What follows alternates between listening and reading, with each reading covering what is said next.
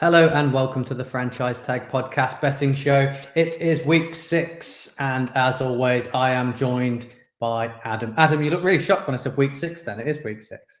It is week 6. I just Like, thought I'd do that have to I missed try a and week? throw Have I you got the off. wrong That week? was all. We've already got a game in the books. Last night it was the Chiefs at the Broncos. Pretty boring game. Lots of interceptions. Have you catch the highlights? Did you watch any of it? I saw the highlights. There wasn't many. It was, I mean, Russell Wilson looked bad, very bad. And the Broncos it's a fire sale now, isn't it? We're getting rid of everyone. Randy Gregory's gone. Is it Frank Clark went today, Yeah. I think? Yep. Peyton's just going to rip the hell out of that team and just have who he wants. And again, with the when it comes to the Chiefs, who knows where that ball's going? No one knows. And Mahomes didn't really have to do a lot. Well, you say who knows? I think it's 2 weeks now running where it's gone to Kelce and Rashee Rice. Well, we all know it's going to Kelce. So yes, I have to say, Rice is certainly for red zone plays. Rashee Rice, definitely. So he's ideal for this show. You know, we're after touchdown scorers, so he's brilliant for that. You can But yeah, finally stop saying, "Oh, I don't know which one to pick." We now have it does feel that way, that Rice is the option. So yeah, it's definitely the one to go for. But no help for what we're doing today. But you know, no, been and gone. But what we have got is another London game this week, which is fantastic. You've probably seen a lot of the stuff that we've been putting out all over social media with Sky, and Freddie's been in and around all the media and putting stuff out, which has been absolutely fantastic. So that is the first game we're going to talk about. That's the first one up. It's the Baltimore Ravens against the Tennessee Titans at Tottenham Hotspur Stadium. Yeah, so the Ravens are 4-point favourites on the spread against the Titans. The over/under is set at 42. I think 42 might be pushing it a little bit. I really want it to be over because I'm going, and we're all going to be there, so that's why I want it to be over. But there is a part of me that just feels that it's unlikely. Both of these teams are very strong against the run. They're very capable of stopping that from being a main attack against them.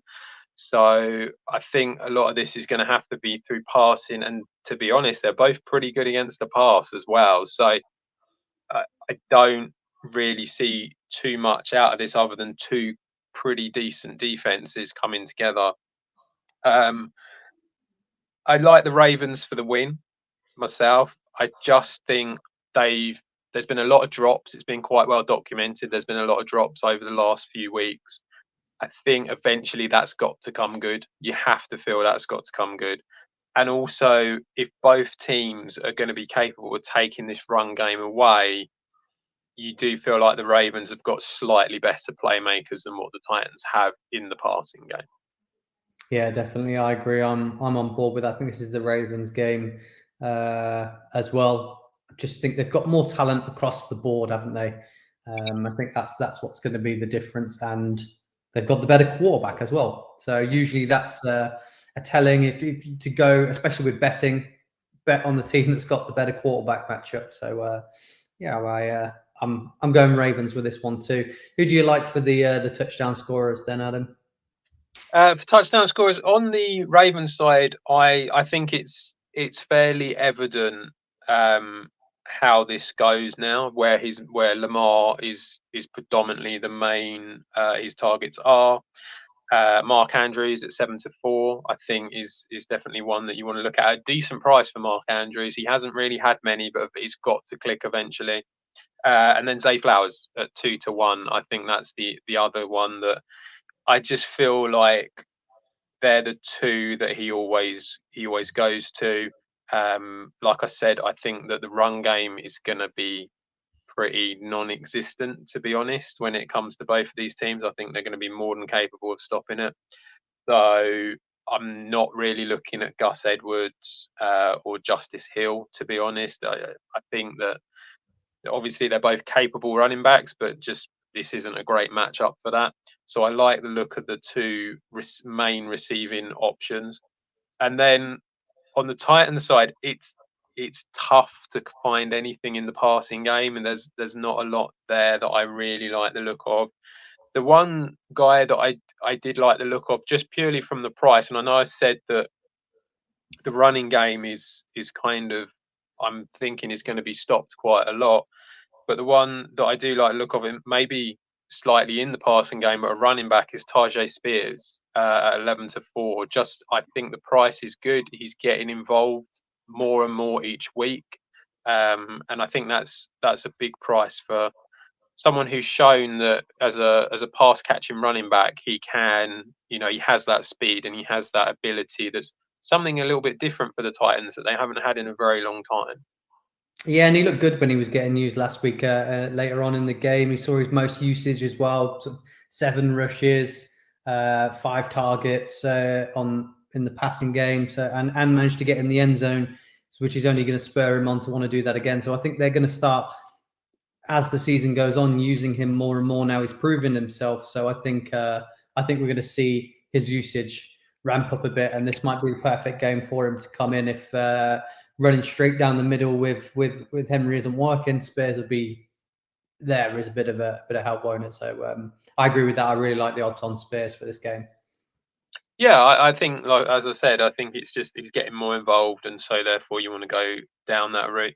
I'm just not Derrick Henry. Don't get me wrong; he can score touchdowns every week, sort of thing. But even money against this very strong defense against the run, it just doesn't really excite me. So I think Spears is the one at the price to be looking at. Now, last year you were a big fan of Chig Okonkwo, and he hasn't really got it going this year. Do you think this could be a game he can? Do you think we have seen a little bit more out of him over the past few weeks? Yeah, he's done a bit more. My only worry is the defense that he's going up against. I think this, like I say, this Ravens defense is very strong. They're tied 3rd when it comes to giving up passing touchdowns this season. So, I mean, this isn't. It just feels like any receiving option isn't really the one that you want to be going for. Tannehill hasn't exactly been throwing a lot of touchdowns this season.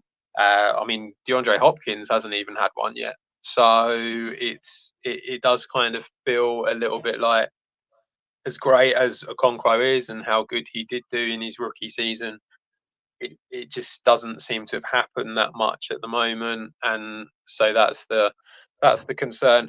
The only thing I know you like yourself, a quarterback sneak, and Tannehill is 13-2, so that's a very big price if you want to go down that route. But I will not be doing that. But I'm sure if it happens, I will hear about it. Yeah, it's Tannehill and Cousins usually are the two that I'm always tempted by because the odds are good and they always tend to have at least one attempt at it per game. So yeah, I'm always enticed by those two players in particular. Adam, we'll move on to the next game. That is the Seattle Seahawks at the Cincinnati Bengals. I think this is going to be a bit more of I think it's going to be a really interesting game. I think these two teams with good opportunities of the win here. Yeah, so the Bengals are 3-point favourites in this one, which was a bit of a surprise. The over-under set at 45. So yeah, it's the Bengals have shown a bit more. Last week they certainly looked a lot better. Don't worry, I'm dying over the Bengals. Yeah, they certainly looked a lot better last week, and the over/under is at 45. I quite like this. It's a really difficult one. I think it's very much a coin flip kind of game. I quite like the Seahawks, and I'm going to contradict myself later on in this show. But I quite like the fact that the Seahawks have had the rest week, and so they're going into this one. They're going in fresh. They've got everyone back. I think that that's a good thing. The Bengals are going to be missing T. Higgins. By the sounds of it, it's a bit up in the air at the moment, but they've got their bye week next week, so it kind of makes sense to give him the week off, and then he has the bye. So that's definitely one that you kind of feel probably. I know it didn't hurt them so much last week, but this Seahawks defense is better than what they faced last week, so I think it will. And yeah, I quite like the +3 for the Seahawks at 10 to 11. Also like the over. I think it could be quite a high scoring game. Yeah, it's got the opportunity to have that. And last week we saw a lot healthier Joe Burrow, didn't we?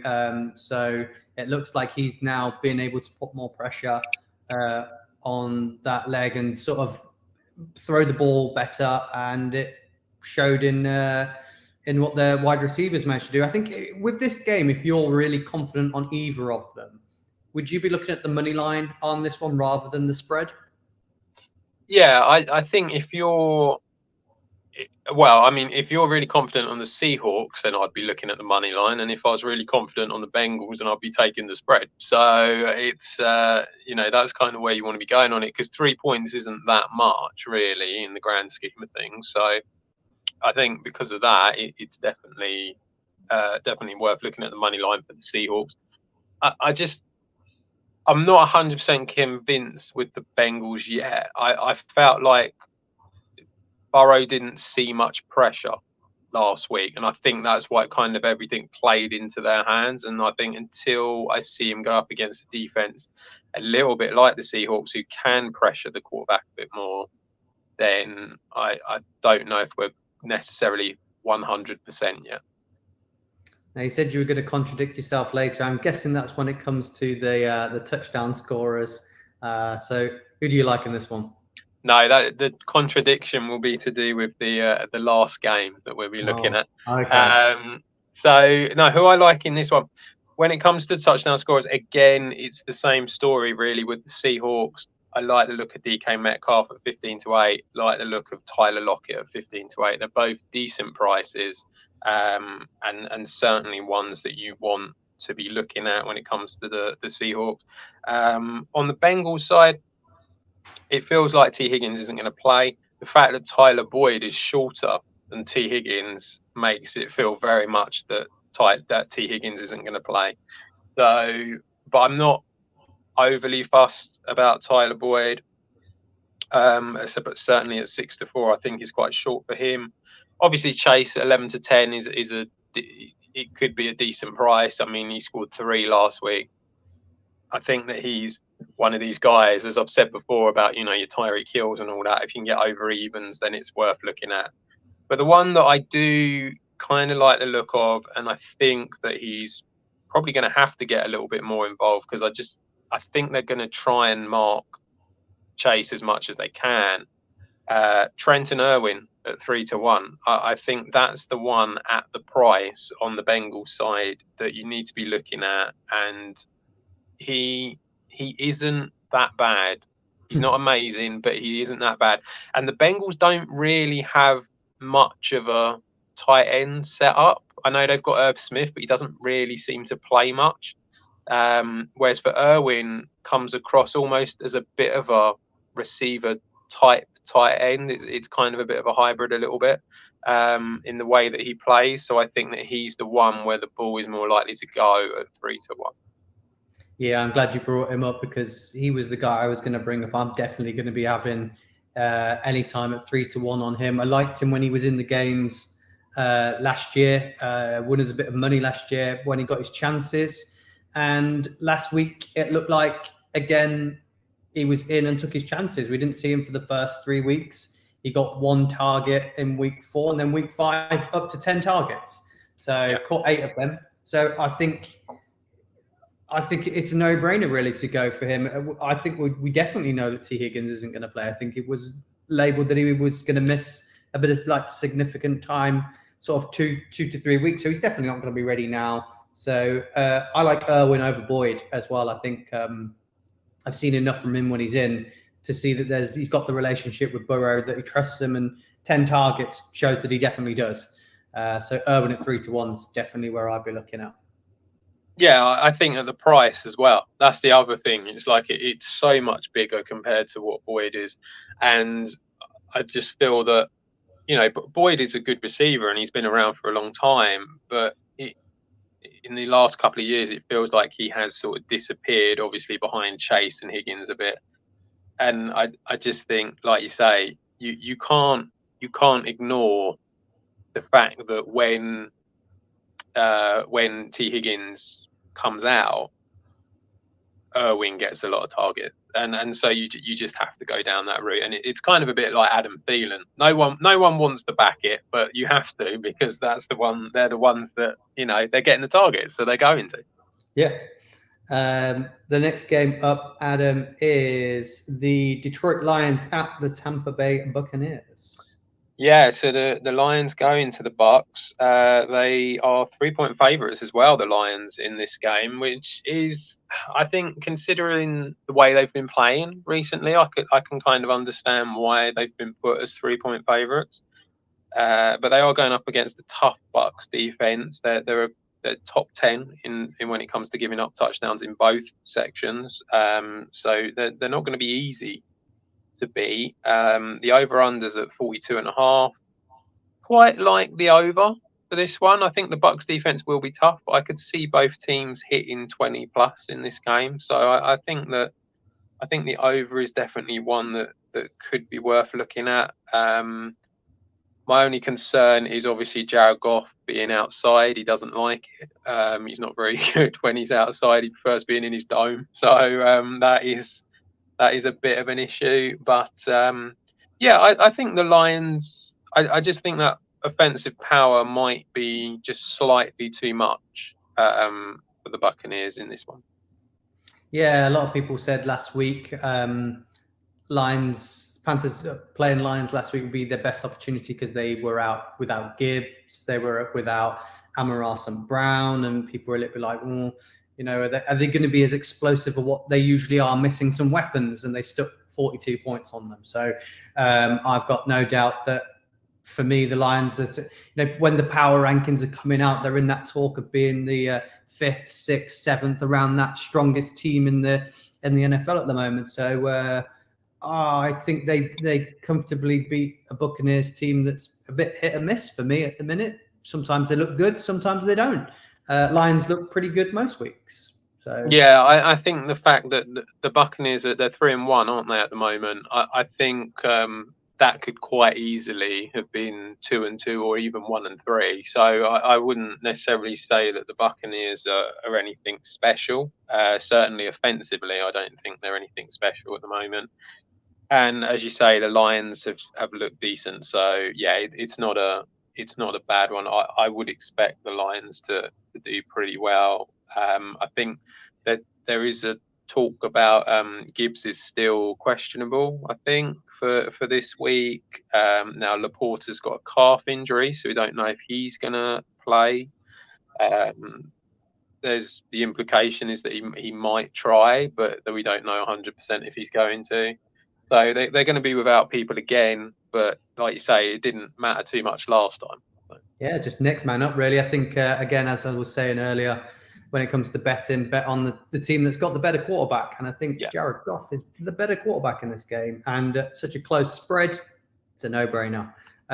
We did say next man up would be in line to be getting the touchdowns. Who do you like in this one? So on the Lions side, obviously it's very difficult to get away from Montgomery, but he is 4-6. He's very short. I would expect him to score, but at that price, I don't think I'll be backing him at that price.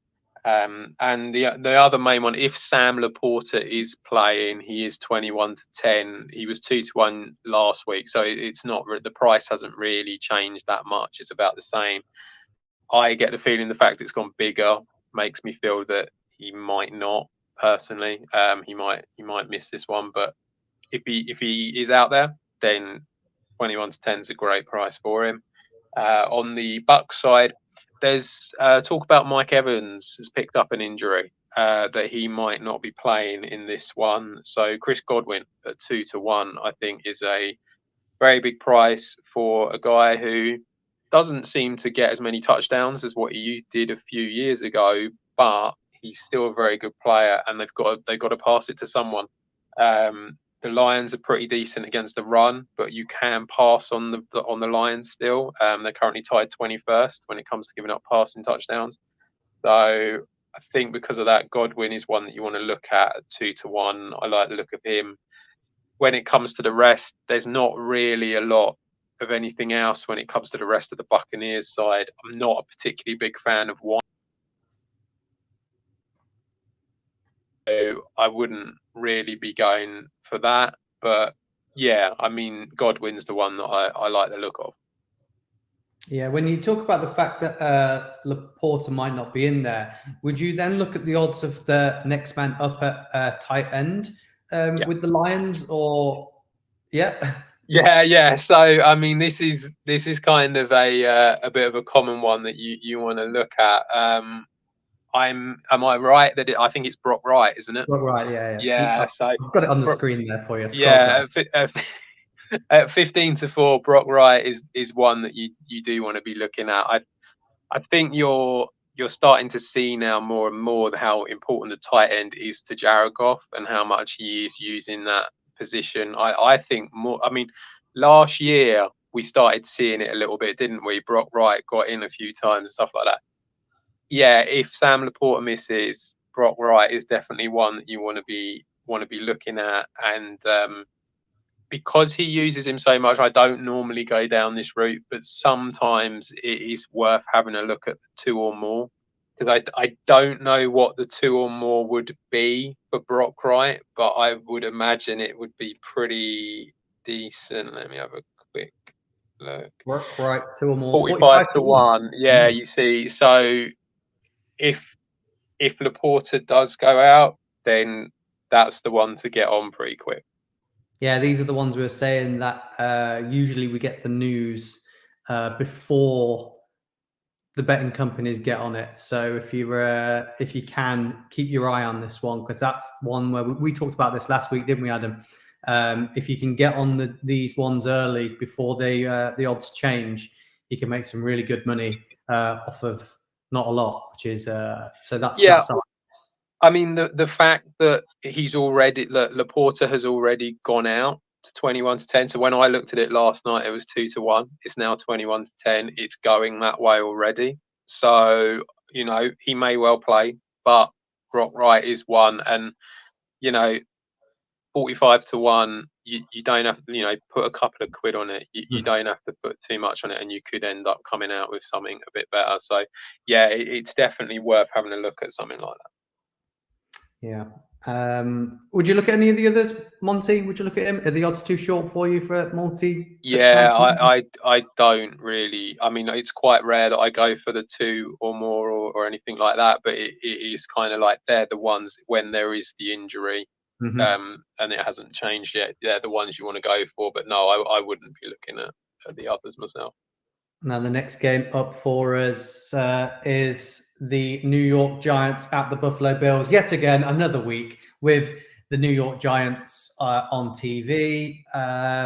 Last week, we managed to score 16 points, which is the most we've scored on TV so far. So will we get more than that, despite the fact that our whole team is injured? Talk me through this game that could possibly, looking at the spread, could possibly be a college score.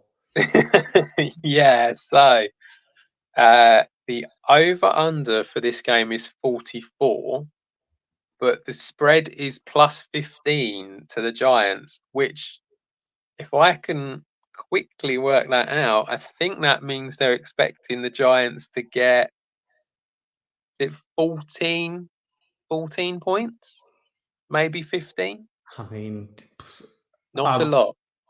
As I just said, they scored 16 last week. It's the most they've scored when they've been on TV. The only game they've scored more than that was against the Cardinals in one half. So, we've been scoring sort of 3 to 11 points. So, I can't see scoring many. So I reckon you could get 44 points just from the Bills.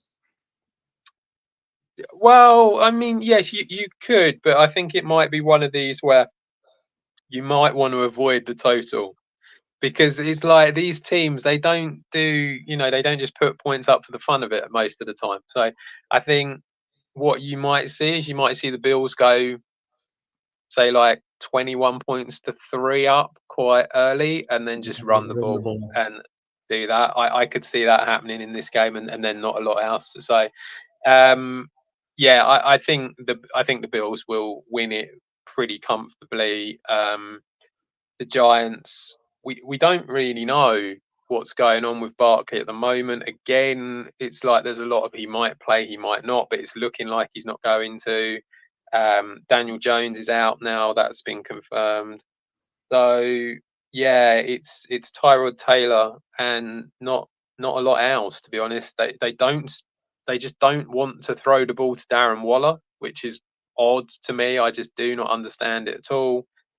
And yeah, it's all a bit of a mess. So yeah, I think the Bills fairly comfortably.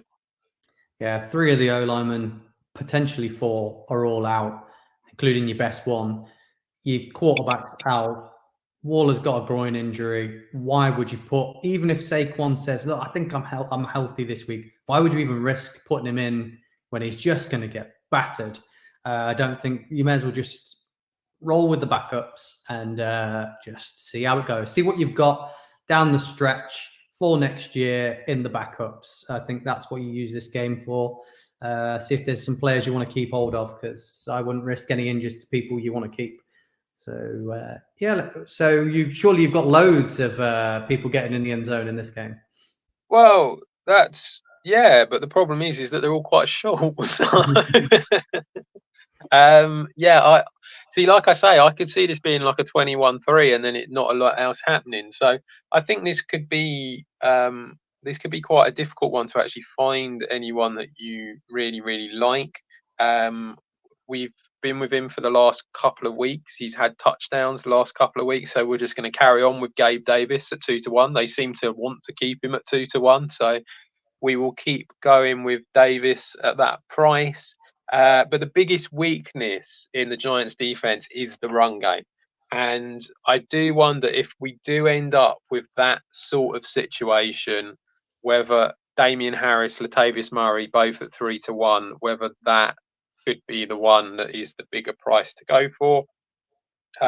That's pretty much it when it comes to the Bills, to be honest. I mean, obviously Stephon Diggs, yes, probably, but he's odds on. Josh Allen, possibly. James Cook, again, the run game, the Giants are not great at stopping it, but again, these are all really short prices. And then on the Giants side, there isn't anything apart from if Barkley plays. I mean, that is literally it. And if he's not going to play, then there's just nothing really to go for. Yeah, at a push, I'd say Matt Breida might get in. But at 9-4, yeah, I'm not banking on it. What I do like is what we're saying with this game. If the Bills are in the lead and they want to run and sort of just use the clock up, I think you bring out and rest some of your main guys. You want to save James Cook. I think that's when you are bringing in Latavius Murray to just get the game done. He's got safe hands. He's a veteran. He can run the ball well. I think so. 3-1, Latavius Murray. I think that's a really good one to look at, especially, like I say, if they're in the lead going into the fourth quarter comfortably. I think it'll all be Murray will see a lot more of the ball as well, because they're not pushing to try and win. So yeah, that's where I'd definitely be looking at with the odds. Yeah, I think that is what it is, and it's a shame what's happened to the Giants. It's all kind of fallen apart pretty quick. But it's I don't quite know how they get any of it back, to be honest. I think that the season is fast becoming done, and it's a shame, because obviously they did pretty well last year to get into the playoffs, and it's all just kind of fallen away. Yeah, I'm sure I'll be on the main chat show to talk about my thoughts for next season later on in the year. As we kind of left ourselves in a bit of a sticky situation with the contract we've got with Daniel Jones now. So, we've always said we haven't got a wide receiver one, Marvin Harrison Jr. could be that person, and then just get a really good backup to challenge Jones. I think there's loads of guys that I'd quite like to see backing him up and taking his place if that comes to a thing. But as I say, that's for a Tuesday show, not a betting show. So the next game up is Dallas at Los Angeles. What are you saying? Yeah, so this is where the contradiction's going to come in a little bit with the Seahawks having the week off. The Chargers have also had the week off, but I normally go for the team that's had the week off because they're normally rested. I don't think that that's going to happen in this game. I think the Cowboys are probably going to be. I think after last week, they're going to want to prove a point that they're not completely done. The 49ers kind of obliterated them, and Dak had a really, really bad game. So I think they're going to want to go out there and prove a point in this one. The over-unders at 51. I actually think it could be quite a high-scoring game, this one. So I quite like the over for it. And with the spread being at 2.5, on the favoured to the Cowboys, I think I would take that. It's less than a field goal, so I would be up for that for the Cowboys side. The Chargers, I think defensively they're just not strong enough, which is crazy when you think of who the head coach is and the fact that he's a defensive-minded head coach. But I just don't think they're strong enough. I don't think they're good enough, and I think that the Cowboys are probably gonna take over that stadium where the Chargers just don't really. It feels like teams go there and opposition fans go there and they can kind of bully the Chargers side a little bit, and I think that might happen in this one. Yeah, I'm unsure with this one. I'm not sure which way to go. I'm not massively sold on the Cowboys' offense at all. Said that before the season started, especially Dak Prescott. It's all defense, isn't it, for them? If the defense shows up, then they can beat anyone just with the defense. I've gone down the line of bet the team that's got the better quarterback. Herbert's a better quarterback. I think the talent's there on the Chargers defense. It just doesn't know how to get the best out of it, does it? The head coach is really not utilizing the massive key players he's got on that defense. So now's the time for them to turn up against Mr. Interception Dak Prescott. So I like the Chargers for this one. That's probably because I'm a Giants fan. But they, in all fairness, they should do pretty well. They do have a good offense, and they're always a team that are in games. But as you said, we've said so many times before, they have a tendency to just screw it up. They do just have that ability on them, and I just think the Cowboys are going to want to prove a point this week after last week. Hopefully, they're going to try and prove a point too much and force those loads of interception. And surely again, like we said, the spread at 2.5 is very short. If you like the Chargers, there you're just lumping on the money line, really, aren't you? Yes, yeah, of course. If you like the Chargers, go to the money line. If you like the Cowboys, go to the spread. It's anything that is like under 3 points. 3 points is a bit of an annoying number because obviously it's the field goal. But anything under it, you go for whichever side you prefer, and take the extreme. But yeah. Now, the players in this, who do you like? Yeah, I was looking at this. It is a difficult one. So the Cowboys' defense is pretty strong. But they haven't been as great as what they were last year, but they are still a pretty strong side. I think it's going to be tough for the Chargers. We don't know if Austin Ekeler is definitely back or not. Joshua Kelly, I just don't really feel like he's been that amazing since he's come in for him. So I wouldn't be going down that route. The only one really on the Chargers side that I like the look of is Keenan Allen at 13-10. I just think he's the go-to guy. He always seems to be the one that Herbert always looks to first, so I like the look of him. But after that, you're looking at like Josh Palmer, Gerald Everett. Donald Parham. You know, these guys are all capable of getting a touchdown here and there, but it is very much here and there. So there is no real guarantee on it. On the Cowboys side, I think there's a bit more available here. CD Lamb at 11 to 10, I think is a decent price because he's over evens. I keep saying Jake Ferguson at 12 to 5. I'm going to get him in the end zone at some point. So I keep going with him. I think again they're the two guys, and obviously if you want to go into the run game, Tony Pollard, but he's incredibly short, so I wouldn't be going for Pollard because of the price. But yeah, I mean they're the three guys. It's like Allen, Lamb, and Ferguson. I don't really feel like there's anything at a particularly big price in this one. Yeah, we haven't really seen anything of the Chargers because of the bye week, of what they're like without Mike Williams. No. There was a lot of rush to the waiver wire in fantasy to get either Palmer or Johnson. And I've noticed that Johnson's projections, there we go, got it out there and there, a bit of mix of predictions and projections, have gone up quite considerably this week. Do you think that's an indication that we're going to see more of Johnson this week? And at 7 to 2, would that catch your eye?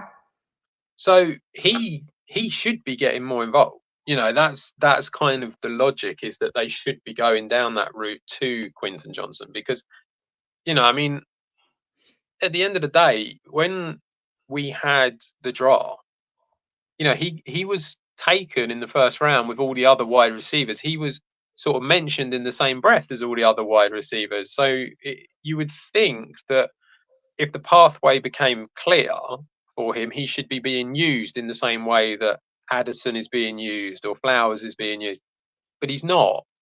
And it's strange. He hasn't been. And I suppose, obviously, you've got Keenan Allen and Mike Williams, so I suppose you could argue that that's not the case. But even before Mike Williams got injured, you know, he should have been getting on the field for more snaps than what he was. I mean, Josh Palmer was getting more than what he was, and that's the big concern with him. It's like, if you just take it purely on the betting, you know, Palmer's 2 to 1.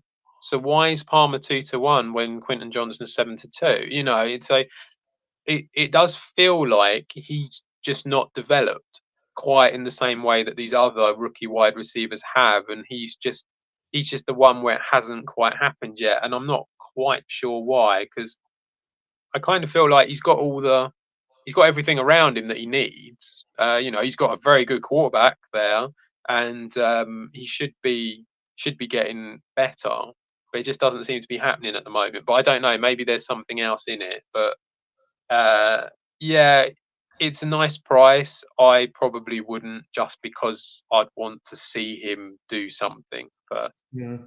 I was down the thoughts of the reason he wasn't getting the targets in the games is because he's competing to play in the same position as Williams and Allen. So now one's missing. Will he see them? I don't know, because Palmer was the guy that sort of stepped up a little bit more. Yeah, but yeah, possibly. I mean, that would make sense. He is the sort of, you know, bigger bodied compared to the other rookies that came in. So I mean, it does make sense that would be the position he'd play. But with it being an unknown this week, I might put some money on Johnson, because if he does take that spot, he's not going to be those odds. No, he won't. You will miss out on, you know, you will miss out on the price if that is the case. But yeah, he is worth a punt. I probably wouldn't go down that route. No, you stick to the safe bets, and I'll go for the longer odds. Yeah, I'll stick to them 33 to 1 winners we had last weekend. Yeah. Well, I was going to come on to that because that is all the games. Yep, just checking. There was no secret ones on. On to our trebles. Now, last week we had a problem with the odds on Bet365, so we could only do the early games. Now, we said we'd put some out for the late games. Both me and you had success in the late games, especially yourself with a big 33 to 1 winner, cashed in quite nicely. So hopefully this is the start of us building that pot, because it's looking quite good now with your win in there and my Well, little. I've built my pot. My pot's fine. I'm fine for the rest.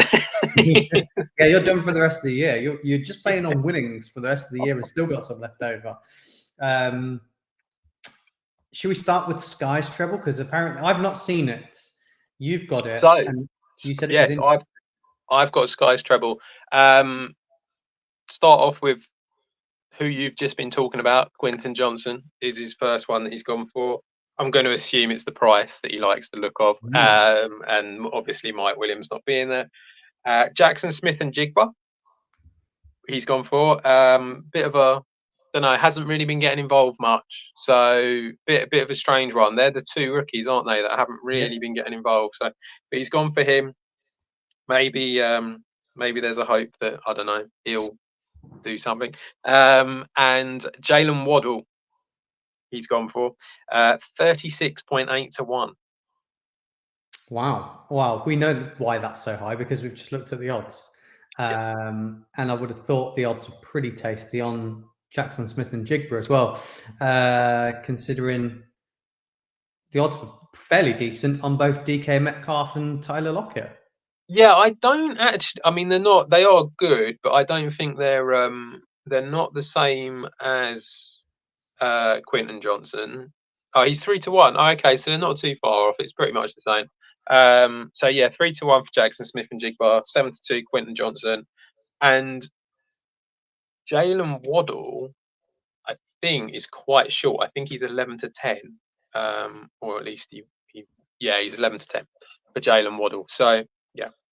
Well, just in case, you may as well just have a double on those on those two. It's probably worth it. Yeah, I mean, personally, I could think of much better 11 to 10 shots. But you know, he's gone for that. So yeah, that's his treble. And I personally, I think he's just done it because it's slightly bigger than the one that I got last week. Yeah, that's what it is. He wants a big winner. He's not had a winner yet, so he wants big for his first one. I'll go through mine next. Mine seems like a bit of a no-brainer when I tell you the names of the players, but you know that hasn't been the case of lately. So I've got Ja'Marr Chase. Obviously, we saw what he did last week. He's back. You know, he's back. Burrow's back. It's all good. I've got George Kittle again. We've seen the relationship that he's got with Purdy. I think he's a safe option. The targets are going to be there for him. He's always going to look his way. And then DJ Moore, who's seems to now be the only target for Justin Fields. I think he's moved up to 50% of the targets for the whole team go towards him now. So at 2 to 1 as well. I know you're probably going to bring that up yourself. That's madness, right? 2 to 1. Yeah, absolutely. I was shocked, to say the least, especially after last week. That really surprised me. The only thing I can think of, it was Thursday night, wasn't it, last week? So whether everyone's just forgotten, that's the only thing I can come up with. 2 to 1 for DJ Moore. I mean, you know, but it's out of the two weeks back to back. Yeah, you know, but I just feel out of the two. I mean, I don't know what you think, but if I was given a choice of 11 to 10 for Waddle or 2 to 1 for DJ Moore, I think I would be going for Moore. Certainly, considering who they're going up against with that Vikings defense, it's quite leaky. So I mean, it should be one that Moore can get. No, I mean it's not a bad treble. My concern when I first looked at it was Kittle. I know that him and Purdy have done pretty well. It's an over/under of 36 that game. Now I know that that's predominantly because Deshaun Watson's going to be out for that one, but I don't know if they're going to have to do much to win that game. And you're going up against a very good Browns defense. I don't know whether I mentioned that bet is 18.53 to 1. Yeah, I mean it's good odds. Yeah.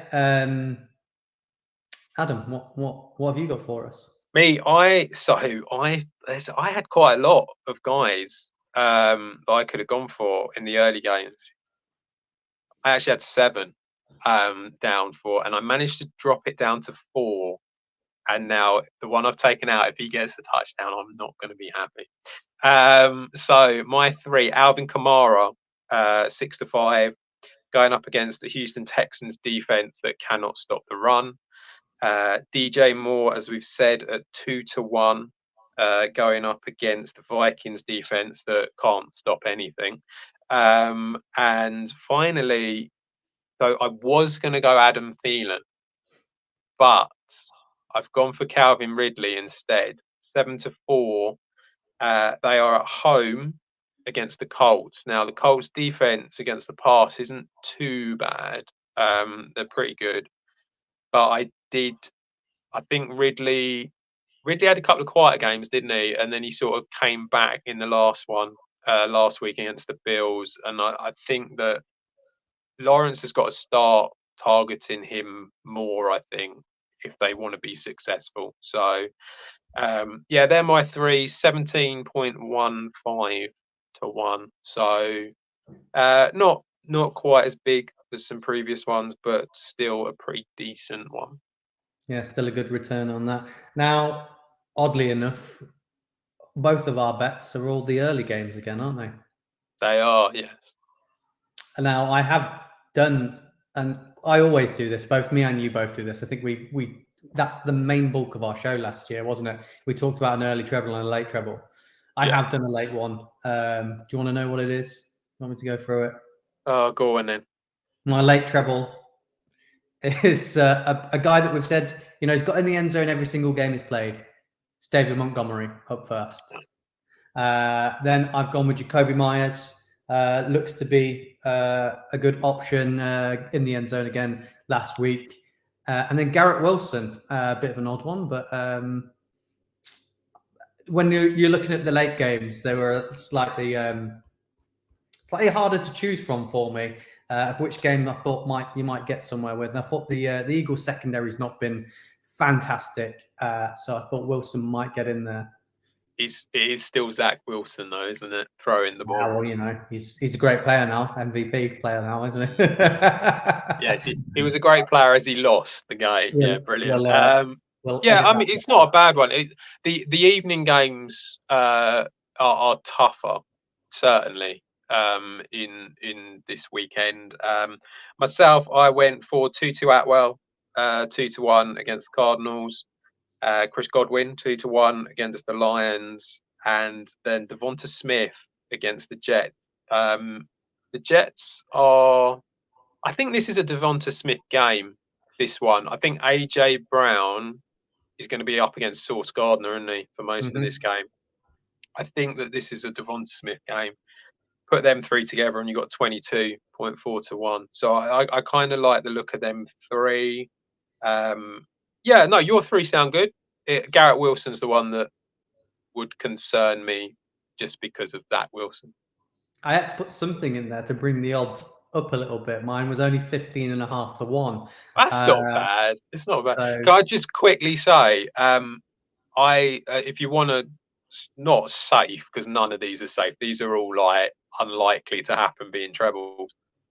For me, Alvin Kamara, Raheem Mostert, and DJ Moore was just short of 10 to 1.